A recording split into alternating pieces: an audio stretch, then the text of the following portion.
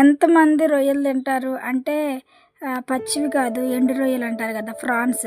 ఎంతమంది తింటారు? నేనైతే అస్సలు తినను, కానీ కర్రీ తింటా. అంటే ఆ రొయ్యలు, ఆ ఫ్రాన్స్ వేస్తాం కదా, ఆ ఫ్లేవర్ మన కర్రీలో పట్టిద్ది కదా, అలా నేను ఆ ఫ్లేవర్ని తింటా, కానీ పీసెస్ ఎప్పుడూ తినలేదు. నాలా ఎంతమంది అలా తింటారు?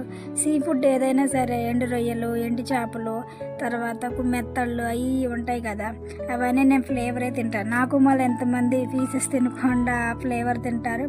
కానీ ఆ కర్రీ చేయాలంటే చాలా తలనొప్పి అండి. ఎలా అంటే అట్లా తలకాయలు తీసేయాలి, తోకలు తీసేయాలి, కాళ్ళు తీసేయాలి. తీసేస్తే ఎంత తీసేసిన తర్వాత హాఫ్లో వస్తాయి. అంటే మొత్తంలో కూడా మనం ఒక హాఫ్ కేజీ తీసుకుంటే దాంట్లో పావు కేజీ మొత్తం అయ్యే ఉంటాయి, మొత్తం డస్ట్లా వెళ్ళిపోతాయి. కానీ ఆ డస్ట్ కూడా చాలామంది కాళ్ళు వాటిని ఏం చేస్తారంటే ఫ్రై చేసి పొడికారంలో, అంటే ఎండుమిర్చి వేయించుకొని పొడికారం చేస్తారు అని తెలుసు. ఎంతమందికి తెలుసు వాటిని కూడా యూజ్ చేసుకుంటారని నాకైతే తెలియదు, విన్నాను. నేను ఎప్పుడు ట్రై చేయలేదు. బాగుంటే చెప్పండి, ట్రై చేద్దాము. అలాగే మనం కర్రీ ఎలా చేసుకోవాలంటే, మనం క్లీన్ చేసి పెట్టుకున్న ప్రాన్స్ అవన్నీ కడుక్కొని వాటర్లో నానబెట్టుకోవాలి. వాటర్లో నానబెట్టుకోవడం వల్ల దాంట్లో ఉన్న ఇసుక అంతా పోయిద్ది, కాబట్టి వాటర్లో నానబెట్టుకోవాలి. నానబెట్టుకున్న తర్వాత మనం వితౌట్ ఆయిల్ వేసి డ్రై రోస్ట్ చేసుకోవాలి.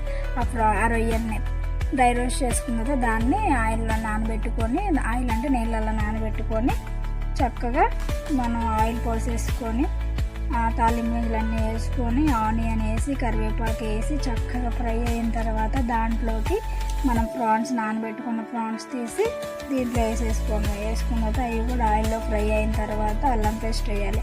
అల్లం పేస్ట్ వేసిన తర్వాత అది ఆయిల్ పైకి తేలిన తర్వాత మనం దాంట్లో కొంచెం పసుపు యాడ్ చేసుకుంటే ఇంకొంచెం మంచిగా, పసుపు ఎప్పుడైనా ఆయిల్లోనే ఫ్రై అవ్వాలి, ఉడకకూడదు. పసుపు టేస్ట్ బాగుంటుంది.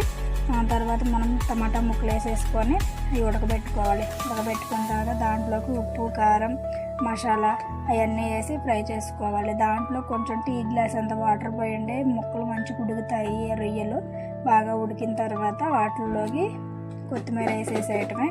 ఆయిల్ పైకి వచ్చిన తర్వాత కొత్తిమీర వేసేసుకుంటే మనకి ఎండు రొయ్యల కూర రెడీ అయిపోద్ది. వీటిలల్లా కొంతమంది గోంగూర యాడ్ ఆన్ చేసుకుంటారు, కొంతమంది వంకాయలు యాడ్ ఆన్ చేస్తారు, ఇంకొంతమంది దోసకాయలు, బుడంకాయలు, చాలా అంటే చాలా యాడ్ ఆన్ చేస్తారు. కానీ దేంతో చేసుకున్నా కూడా ఈ ఎండు రొయ్యల కర్రీ చాలా బాగుంటుంది. చాలా అంటే చాలా బాగుంటుంది. మనం నాన్ వెజ్ని మించిన కర్రీ ఉండదు. వెండి అయినా సరే, పచ్చి అయినా సరే చాలా బాగుంటుంది. ట్రై చేయండి.